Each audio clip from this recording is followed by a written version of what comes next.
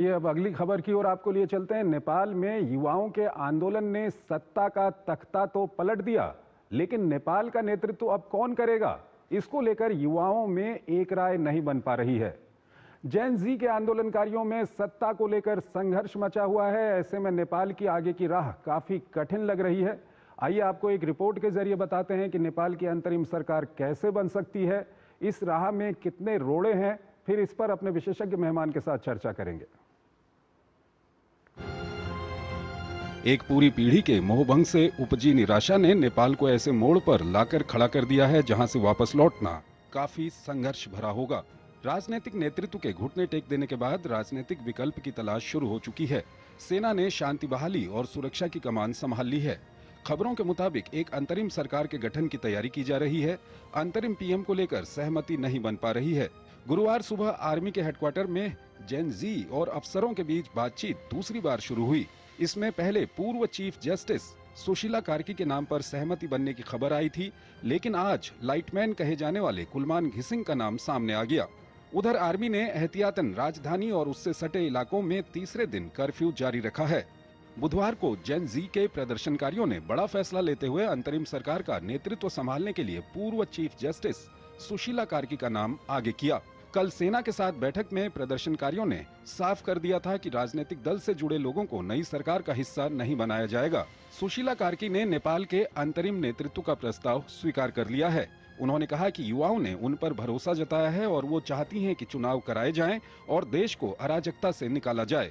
इस बीच सुशीला ने भारत के लिए अपने दिल में बसी गहरी मोहब्बत का भी इजहार किया है।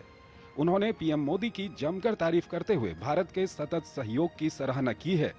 उन्होंने कहा कि वो भारतीय नेताओं से बहुत प्रभावित हैं और दोनों पड़ोसी देशों के बीच मजबूत संबंधों को महत्व देती हैं। उन्होंने कहा कि भारत हमेशा नेपाल के साथ खड़ा रहा है और भारत के साथ हमारे बहुत अच्छे संबंध हैं। हमारे और भारत के बीच में, जनता के बीच में अच्छा संबंध है, हम जानते हैं।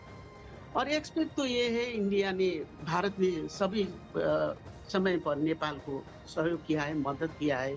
मैं तो मोदी जी को तो नमस्कार करती हूँ पहले। I have good impression about Modi ji. हालांकि नेपाल के राष्ट्रपति या सेनाध्यक्ष की तरफ से अंतरिम सरकार के गठन और उसके नेतृत्व के बारे में कोई बयान सामने नहीं आया है।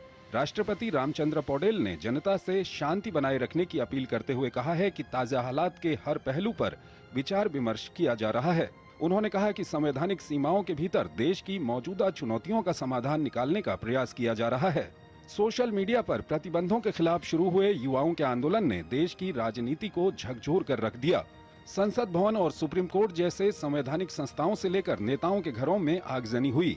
अब हालात काबू में लाने के लिए सेना सड़कों पर है। इस उथल पुथल में 4 चेहरों की भूमिका सबसे अहम मानी जा रही है। इनमें सुदान गुरुंग, बालेंद्र शाह, रवि लामिछाने और सुशीला कार्की का नाम शामिल है। और इस खबर पर ज्यादा बात करने के लिए हमारे साथ जुड़ रहे हैं अशोक सज्जनहार, पूर्व वरिष्ठ राजनयिक हैं। उनसे हम जानेंगे। अशोक जी, वहां पर जो युवा हैं वो ऑर्गेनाइज्ड नहीं है, पहली समस्या यह है, लेकिन उसके बावजूद भी वो कुछ नामों को आगे कर रहे हैं अंतरिम सरकार के नेतृत्व के लिए। लेकिन इस सब के बीच आज राष्ट्रपति का एक बयान आया है। उनका कहना है कि संवैधानिक दायरे के अंदर समाधान ढूंढा जाएगा, यानी कि या तो नेपाल की संसद को भंग करना पड़ेगा या संसद में से ही किसी सदस्य को अंतरिम प्रधानमंत्री बनाना पड़ेगा। कैसे होगा वहां पर? जी, आप बिल्कुल ठीक कह रहे हैं। देखिए, क्योंकि वहां पर कोई अंतरिम सरकार बनने का कोई प्रोविजन नहीं है वहां के संविधान में। और बात ऐसी है, जो किसी भी देश के किसी संविधान में ऐसे अंतरिम सरकार बनने का कोई प्रावधान नहीं होता है। और हमने देखा है, जो बहुत देशों में ऐसे हालात हुए हैं जबकि युवा वर्ग ने वहां की सरकार में तख्ता पलट कर दिया है, परंतु फिर आपको उसमें जो इम्प्रोवाइज करना पड़ता है, क्रिएटिव सॉल्यूशंस आपको करनी पड़ती हैं, आप एक अंतरिम सरकार वहां बनाते हैं। तो अब जो रामचंद्र पौडेल हैं, वो तो पुराने जो पार्टियां हैं, जो पॉलिटिकल पार्टीज हैं, उससे उपजे हुए नेता हैं। तो इसीलिए वो चाहते हैं जो कोई ना कोई अब अगर उनकी जो पार्लियामेंट है उसी में से किसी को अगर चुना जा सके तो संविधान के अनुकूल होगा ये। परंतु जेन जी को शायद ये नहीं मंजूर है, क्योंकि वो समझते हैं जो एक तो ये वाले जो संसद है इसको भंग करना चाहिए। ये नए उसमें लोग लाने चाहिए जो कि जेनजी के रिप्रेजेंटेटिव हो, जो उनकी एम्बिशंस को समझते हो, उनकी एस्पिरेशंस को समझते हो, और जितना ये करप्शन हुआ है, जितना भ्रष्टाचार हुआ है, उसके विरुद्ध वो काम करें। तो अब इसमें थोड़ी सी ये तनातनी है, क्योंकि आर्मी ने भी कुछ ऐसे लोगों का नाम सजेस्ट कर दिया था। कल जब बात हो रही थी जेनजी से यही रिपोर्ट आई थी। परंतु जो आपने 4 ये नाम बताए हैं, ये रवि लम्बछाने को भी वहां से प्रिजन से निकाला गया, जेल से निकाला गया। सुशीला कार्की, उनके विरुद्ध भी कुछ लोग होंगे जो पॉलिटिकल पार्टीज के होंगे, क्योंकि उन्होंने जो अपने निर्णय दिए थे चंद्रशेखर जी, वो निर्णय बिल्कुल ही भ्रष्टाचार के विरुद्ध थे और बहुत सारी पॉलिटिकल पार्टीज के विरुद्ध थे। तो पॉलिटिकल पार्टीज ने तो उनको जल्दी ही उनके विरुद्ध नो कॉन्फिडेंस मोशन लाकर उनको बर्खास्त कर दिया था, ये कहते हुए कि उनके जो जजमेंट्स हैं वो बड़े बायस्ड जजमेंट्स हैं और वन साइडेड हैं। और दूसरे भलेंद्र शाह हैं, वो युवा नेता हैं, 35 साल के हैं, अभी उनको कोई तजुर्बा नहीं है। तो इसीलिए अब देखना पड़ेगा जो क्या होता है। अभी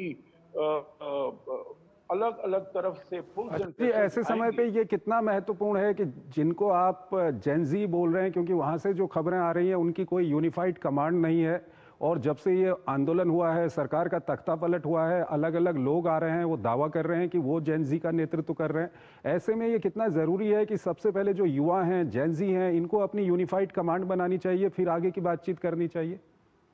देखिए, अगर आप as a textbook case तो बिल्कुल वैसे ही होना चाहिए, परंतु अब उस देश के पास समय नहीं है, क्योंकि अभी वहां पर सरकार आप देख रहे हैं किस हालात में, चाहे वो राष्ट्रपति भवन हो, चाहे वो सुप्रीम कोर्ट हो, चाहे वो संसद घर हो, सबको उन्होंने जलाकर राख कर दिया है। और कैसे उनका उन्होंने जो पूर्व नेता हैं, पूर्व प्रधानमंत्री हैं और जो अभी भी मंत्री रहे हैं, उनके साथ कैसा सुलूक हुआ है, कैसा बर्ताव हुआ है। तो वहां पर सबसे अहम जो है वो है शांति कायम करना, और शांति कायम कर वही कर सकते हैं जिनके आप सत्ता देंगे और जिनको कॉन्फिडेंस होगा जनता का, जो भाई ये हमारे लिए काम कर सकते हैं। और दूसरी बात है वहां की अर्थव्यवस्था को संभालना, क्योंकि ये जो सारा आंदोलन हुआ है, ठीक है, ये ठीक है। अर्थव्यवस्था के अशोक जी, साथ आपको रोकना बड़ा चाहेंगे, दरअसल हम दर्शकों को बेंगलुरु ले